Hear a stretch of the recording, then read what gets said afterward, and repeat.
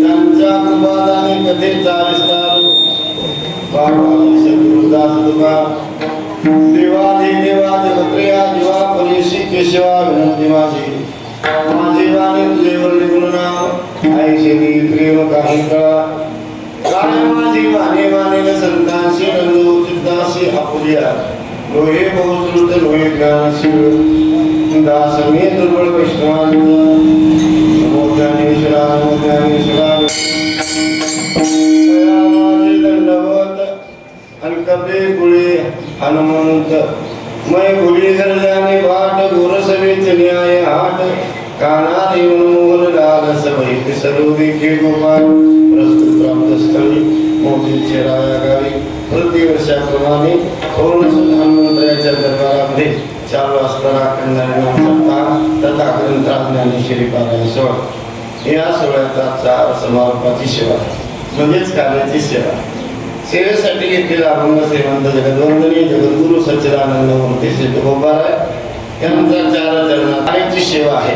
सर्व गावकऱ्यांच्या वतीने भजनी मंडळाच्या वतीने ते माझ्याकडे आलेले अपरिचित परिचित असणारे हे सर्व असणारे माझे गावकरी बंधू परिचित असणारे माझे कुंटीकर महाराज मदन महाराज आणि त्यांचा बी आज सकाळीच परिचय झाला ते आळंदीकर आहे हे दोन्ही पण आज योगायोगाने मांजरवाड्यामध्ये सेवा आहे महात्म्यांची ती योगायोगाने ते म्हणजे महाराज मग चला आपण जाऊया मी म्हणलं चला जरा गाव दाखवतो आमचं त्या निमित्तानं मी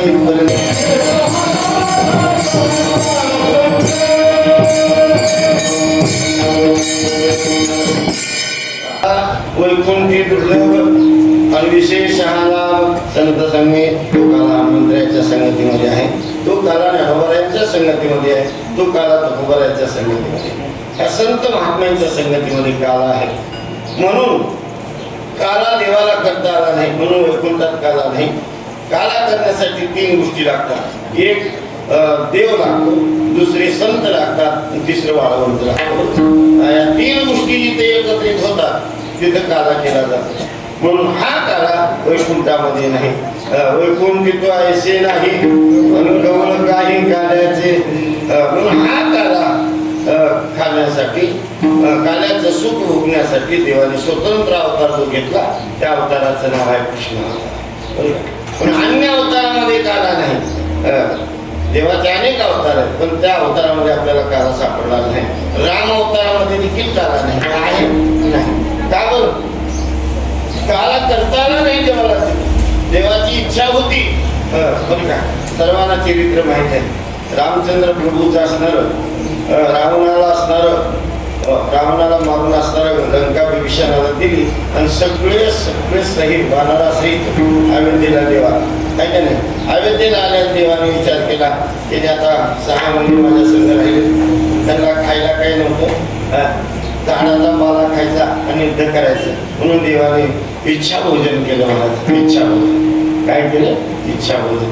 इच्छा भोजन कशाला म्हणतात जे आवडत ते आणि मग देवाने असणाऱ्या सगळ्यांना जेवायला तयारी केली. आता किती होते तेव्हा 18 पद्म वानर होते असं वर्णन किती सगळे वानर असणारे बसवले जेवायला बसले जेवायला लाईन लागली पंक्ती वाढल्या बरं का. आता तिथं पंक्ती आता रामाचं राज्य होतं ते तिथं काय कमी झाले राम राज्य काय होणे आमासी धन्य धन्य पिकेला तिथं काय कमी आहे. आणि मग सगळे असणारं जेवायला वाढणं झालं. पहिल्या सुरू काय वाढावं लागते त्याचे नियम येतात का मग बसले की आधी भात आणून टाकायचं नाही त्याचे काही नियम आहेत. जेवाय वाढायचे नियम आहेत जेवायचे देखील नियम आहेत पण ते आपल्याला माहित नसल्यामुळे आपण तसंच असतं. घरातून बाहेरून घरी येण्याच्या आधी घरच्याला म्हणतो स्वयंपाक झाला जेवाय वाढतो हात धुणं नाही पाय धुणं नाही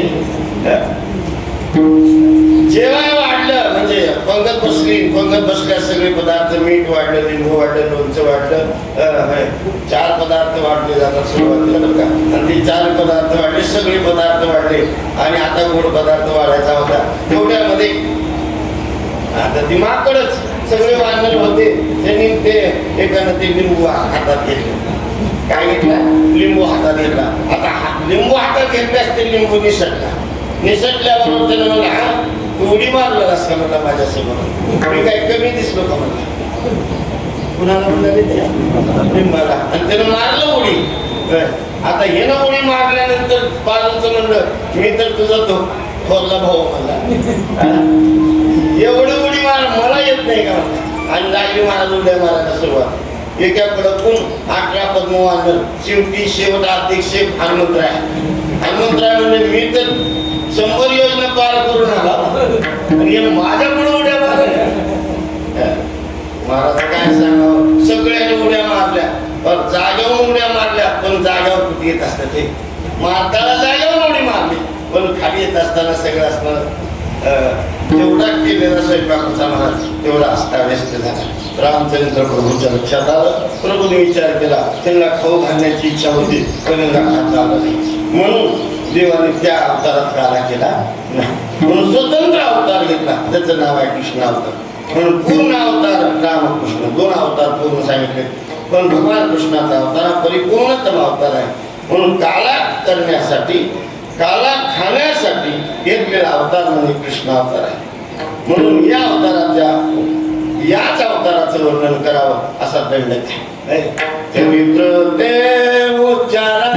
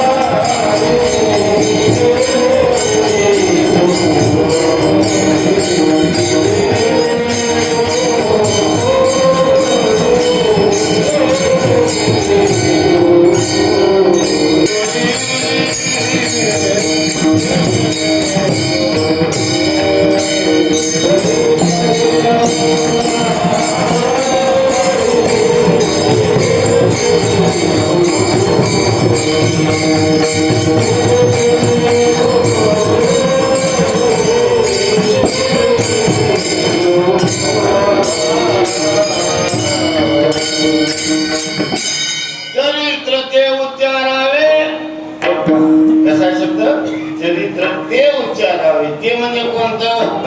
रांगता गोधने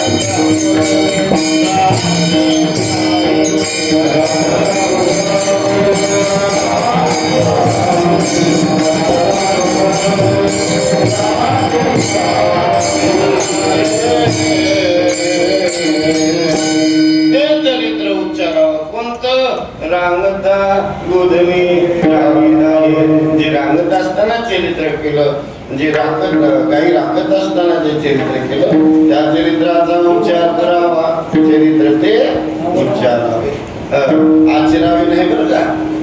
रामाच्या चरित्राचं आचरण करावं आणि भगवान कृष्णाच्या चरित्राचा फक्त उच्चार करावा.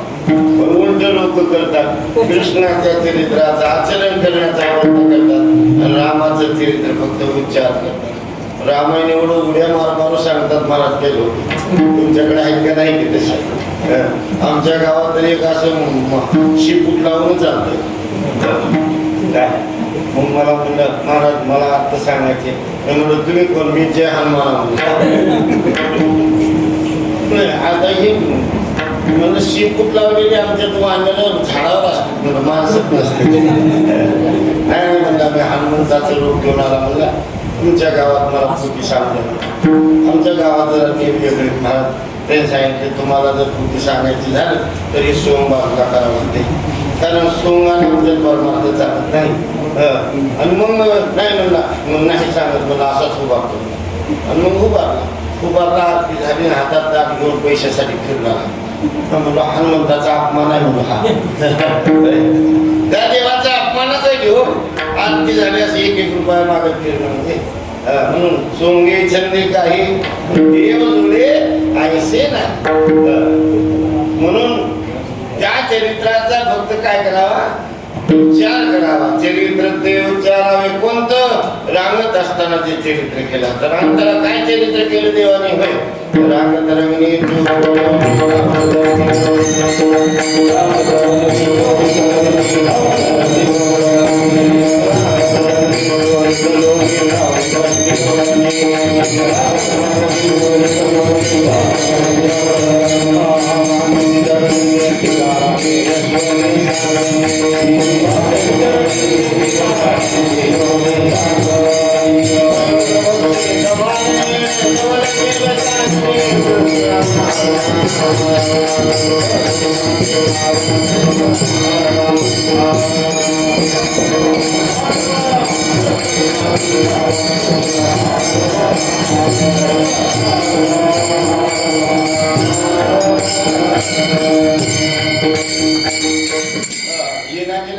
तिकडे बघायचं नाही, असं म्हणायचं. आम्ही तर असंच करत होतो बघा, आम्हाला जर येणं गेलं ना असं रांगत रंगणी चोरी तर धावणी धरती गावणी बांधिती चरणी देती गाराणी शोले साधनी दंड भक्षुणी दमाल निळे नवल केले साधनी कृष्ण आळवा परतुनी माते नावा कृष्ण आळवा. देवाचं चरित्र अलौकिक आहे बरं का, जे लौकिक चरित्र नाही, आपल्यासारखं नाही, कारण आपल्या शरीरासारखं त्याचं शरीर नाही. म्हणून ज्याच्याबरोबर त्यांनी लीला केली त्या शरीर दिव्य शरीर अशी दिव्य शरीराने केलेली लीला आहे. म्हणून दिव्य चक्षु लागतात बरं का. कृष्ण चरित्र ऐकण्यासाठी पाहण्यासाठी दिव्य कान लागतात. कान देखील हे चालत नाही. ज्या कानानं दोष पाहिलेले, ज्या डोळ्यानं दोष पाहिले, ज्या कानानं दोष ऐकले त्याला असणारा कृष्ण चरित्र कळत नाही. म्हणून शुद्ध व्हावं. म्हणून भगवंताने असणारा दिव्य लीला केलेली आहे. आणि हे लीला सर्वांना दिसत नाही. ज्याला दिसली त्याचं नाव आहे ज्ञानोबा आहे, त्यांचं नाव आहे तुकोबा आहे, त्यांचं नाव आहे नामदेव आहे. ते दिसल्यालाच सांगितलंय महाराज. तो देव रांगला. कसा रांगला? तळवे तळ हात टेकीत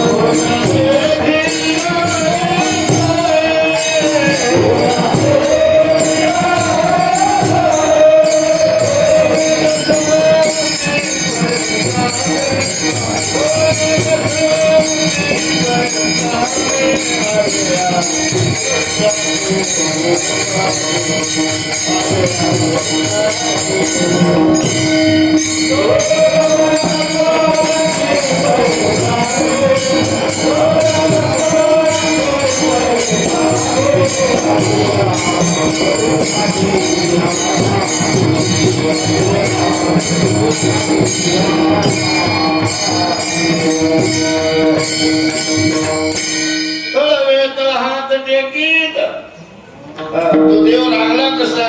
डाव्या गुडघ्याने रांगत, डाव्या गुडघ्याने रांगला बरं का. लेकरू जन्मल्यानंतर अनेक वेळा आमची गुरुजी म्हणायची की ते लेकराचे लक्षण पाळण्यात दिसतात. लेकराचे पाय पाळण्यात दिसतात, कारण ते लेकरू रांगताना डाव्या गुडघ्याने जर रांगलं तर समजा सुलक्षणीय बरं का. ते कीर्तनामध्ये टाळ ही पकवाद वाजली एखाद्या वेळेस गावात सरपंच होईल, तालुक्यात आमदार होईल, जिल्ह्यात खासदार होईल. कोणतं? डाव्या गुडघ्याला. उजव्या गुडघ्याने जर रांगलं तर समजायचं हे कीर्तनाला गेलं तरी काम येणार नाही, कुठे शेताला गेलं तरी काम येणार, कुणाचं कामाला फोडू उचलून आणल्याशिवाय राहणार नाही. हे उजव्या गुडघ्यात. म्हणून डाव्या गुडघ्याने लेकराने रांगावं. आता झालेलाचा विचार सोडून द्या, आता पुढच्याने लक्षात ठेवा. म्हणून डाव्या गुडघ्याने रांगत रंगणी रंगनाथ तुम्ही किनासे ज्ञानोबा नामदेव अनुभूती सांगतात. मी त्याला पाहिला. कसा पाहिला? एका हाती लोण्याचा गोळू, मुखमा केली आळू माळू, चुंबन घेता येतो परिमळू, नवनीताचा घेसे. असा तो देव माझ्या घरला बरं का. म्हणून रांगतळा देवाने असणारा खोड्या करायला सुरुवात केली. आणि म्हणजे आता रांगतळा चोरी केली देवाने. रांगतळा चोरी करता येईल का? आपल्या लेकराला चोरी करता येईल? आपलं लिकूर करून करून काय करेल? शिव आणि शी करील, दोन्ही कार्यात बसेल. पण हे रांगतळा चोरी करू लागलं. आता खरं जर विचार केला तर हे अध्यात्म चिंतन आहे. बरं का, अध्यात्मशास्त्र. म्हणून 7 दिवस जी आपण सेवा करायची, आनंद राहायची, एवढ्यासाठीच करायची आहे की कृष्ण चरित्राचा अधिकारी बनण्यासाठी. कृष्ण चरित्र कळण्यासाठी 7 दिवस उपासना करावी लागते मला. म्हणून 8व्या दिवशीच का त्याचं कारण आहे. सुरुवातीला काल्याचं कीर्तन करता येत नाही का? येत, अधिकार नाही. 7 दिवस सेवा करायची, अधिकार संपन्न व्हायचं आणि मग काल्याची सेवा करायची. म्हणून काला कळण्यासाठी, कीर्तन करण्यासाठी, कीर्तन करून काला कळत नाही. बरं काय? कीर्तन करून कृष्ण कळत नाही, पुस्तक वाचून कळत नाही, कीर्तन ऐकून कळत नाही, कीर्तन सांगूनही कळत नाही कृष्ण. बरं का? कृष्ण कळण्यासाठी कृष्णाचीच कृपा व्हावी लागते. आणि हे कृष्ण कृपा होण्यासाठी आपल्याला 7 दिवस अनुष्ठान करावं लागतं. मग ज्ञानेश्वरीचं अनुष्ठान असेल, गाथ्याचं अनुष्ठान असेल, पाऱ्याचं अनुष्ठान असेल. ती पारा सामान्य समजू नका, हा पारा देखील अनुष्ठानाचं. म्हणजे अखंड हरिनाम सप्ताह म्हणतात. आता ते भजन करते का नाही करते ते वेगळं सांगते, पण अनुष्ठान आहे ते. फार मोठी ताकद आहे. सांगायचं तात्पर्य एवढंच आहे. आणि हे अनुष्ठान आपल्या जीवनामध्ये जर झालं, म्हणून तर ते चरित्र आपल्या जीवनामध्ये कळते. मला कृष्ण कळणं महत्वाचं आहे. म्हणून राम सरळ आहे, म्हणायला सरळ आहे, कळायला सरळ आहे. म्हणणं देखील राम म्हणायला काय अवघड आहे का? नाही. तसं कृष्ण म्हणायला अवघड आहे आणि कळणं तर लईच कठीण आहे. आपल्यासारख्याला कळणार नाही, याच्यात नवल नाही. आमचे गुरुजी म्हणायचे, ज्यांनी ह्या सृष्टीची उत्पत्ती केली, तुकोबारा म्हणतात, ज्यांनी या सृष्टीची उत्पत्ती केली त्याला कृष्ण कळाला नाही. ब्रह्मादिका न कळे खोळ,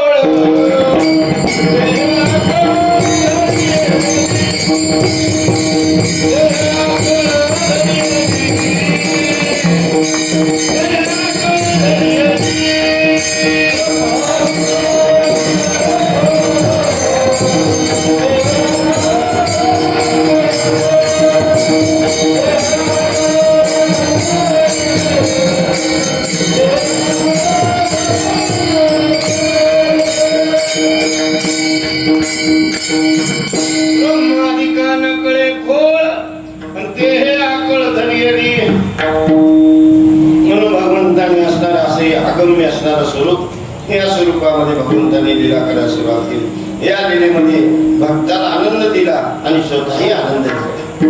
बरं, आपल्याला जर सुख पाहायचं असेल तर आपल्याला देवाकडे जावं लागतं. ऐका, आपल्याला सुखाची जर अपेक्षा असेल तर सर्व सुखाचे आगर महापरखुमा. आपल्याला जीवाला सुख व्हायचं असेल तर देवाकडे जावं लागते. पण देवाला जर सुख पाहिजे असेल तर तो देव संताकडे असतो. म्हणून संतांचे सुख झालिया देवा, म्हणून सेवा करी त्यांची. म्हणून गोकुळामध्ये जो देव आला ना, ते केवळ भक्तिसुखाचा आस्वाद घेण्यासाठी आला. म्हणून हळूहळू देव मोठा झाला. 5 वर्षाचा देव झाला. 5 वर्षाचा झाल्यानंतर देवाने असणाऱ्या सगळ्या गोपाळांना जमा केलं आणि सगळ्या गोपाळांना विचारलं. आता देव कसा होता माहितीये का? बाबराव, माझ्याकडे बघा, जेवला तुम्ही जास्त, माझ्याकडे बघा. आता कसं आहे, आठवड्याजवळ जर पात्र खावले तर लय आवडत. म्हणून थोडस डोळे झाकू नका, तुमच्या आधीच माझे झाकणार. सांगत मी काय सांगत आता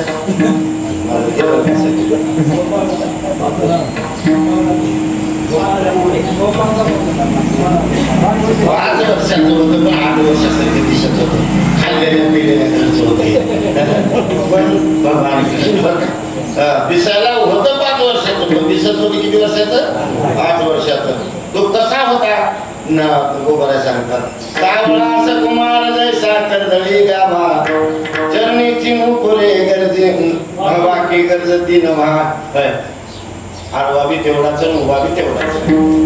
आणि गोपाळाने बघितलं देव म्हणजे काय देवाकडे बघून गोपाळ हसला रे.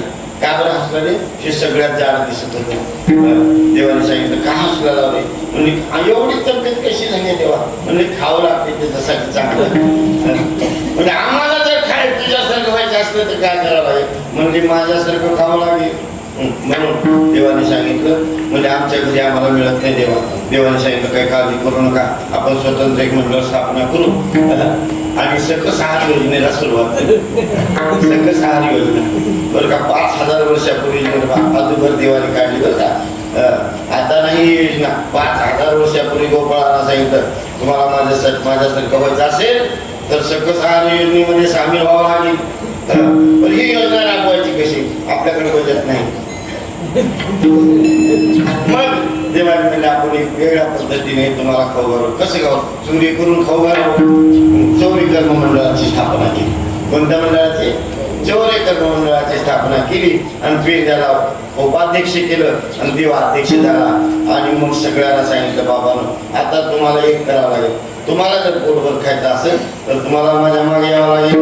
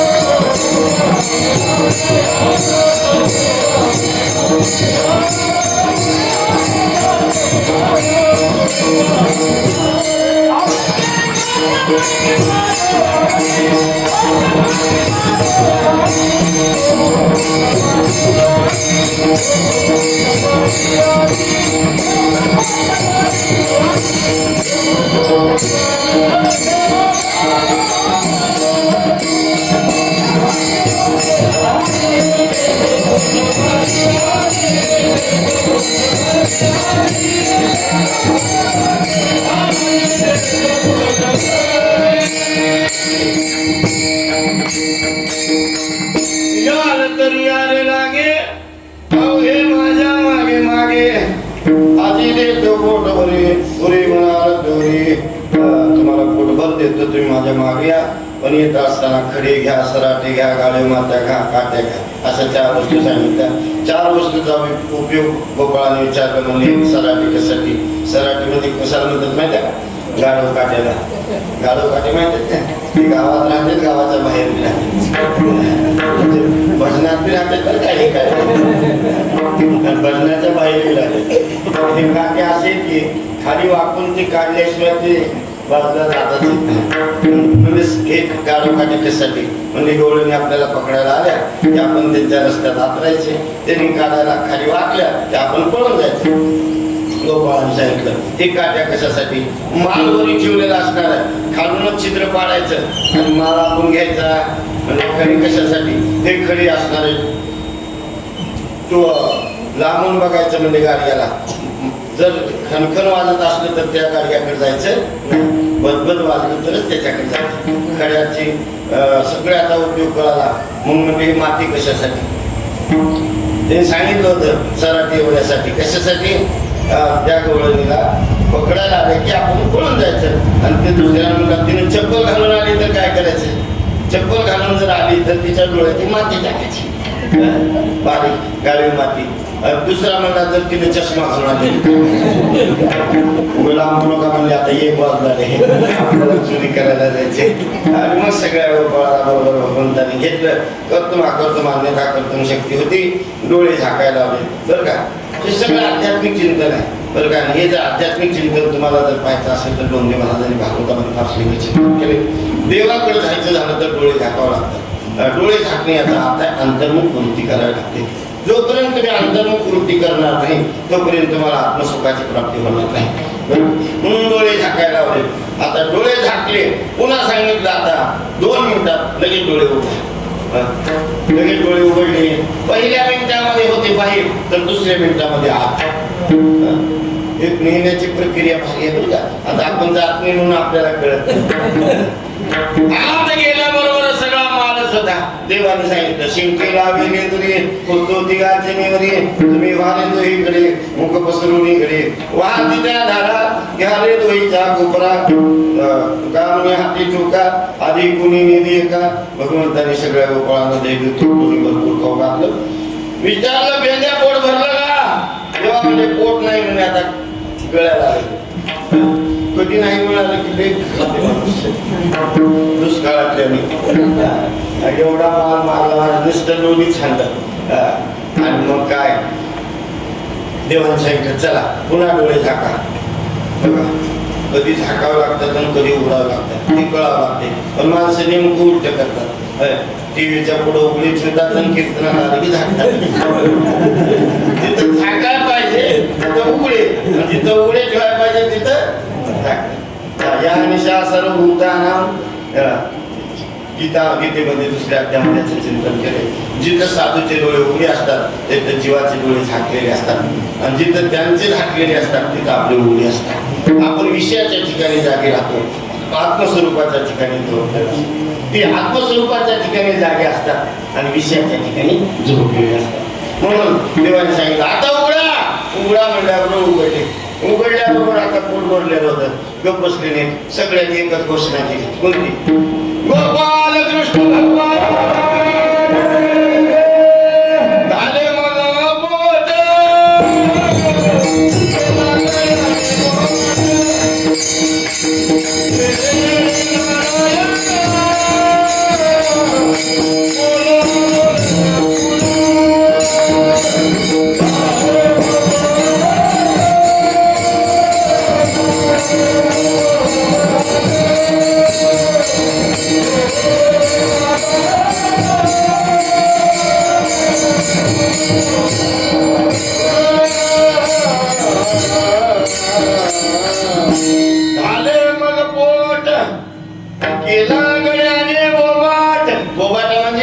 गर्जना केली. गर्जना झाली महाराज पहाटे 4 वाजता. किती वाजता? 4 वाजता. आणि मग डोळणी उठून बघू लागल्या तर काय दिसलं? पाहती डोळणी तेव्हा ती पारती राणी म्हणते नंदाच्या पोरे आधी चोरी केली तरी पहाटे उठल्या आणि कळालं त्यांना चोरी झालेली आहे. आता इकडं बघ तिकडं बघ सगळ्या गोळणी 6 वाजता तर चौकात जमा झाल्या. ती म्हणजे का आलीस? अगं माझ्या घरी चोरी झाली. तू का आली? माझ्या घरी. किती वाजता? 4 वाजता. तुझ्या घरी 4 वाजता. तिच्या घरी. सगळ्याच्या घरी एकाच वेळा अशी चोरी करणारा चोर कोण आहे दुसरा? म्हणते नंदाच्या पोरी आधी चोरी अगं नाव घेऊन ते पाटलाचा पोर काय पाटलाच्या पोराला काय केलं चलते म्हणले असं चोरी दुसऱ्या चोराला करता येत नाही. त्यावेळी हे नाशी हे दुसरी यायशी एकीने म्हणजे ह्या चोराला ह्या सुगावला कोण आणले होय ह्या गावात कोण आणले होय आणणारा शिव्या देते सगळे तू घ्या मेला तेने या गुन्हानेला तुकोबारायला देवाला आणलं बरं का. आणि मग पत्ता कळाला. सगळ्या गवळणी सकाळी निघाल्या. कुठे निघाल्या? मोर्चा काढल्या महाराज. पहिला मोर्चा गावामध्ये महिलांचा निघाला. अवघ्या वेळून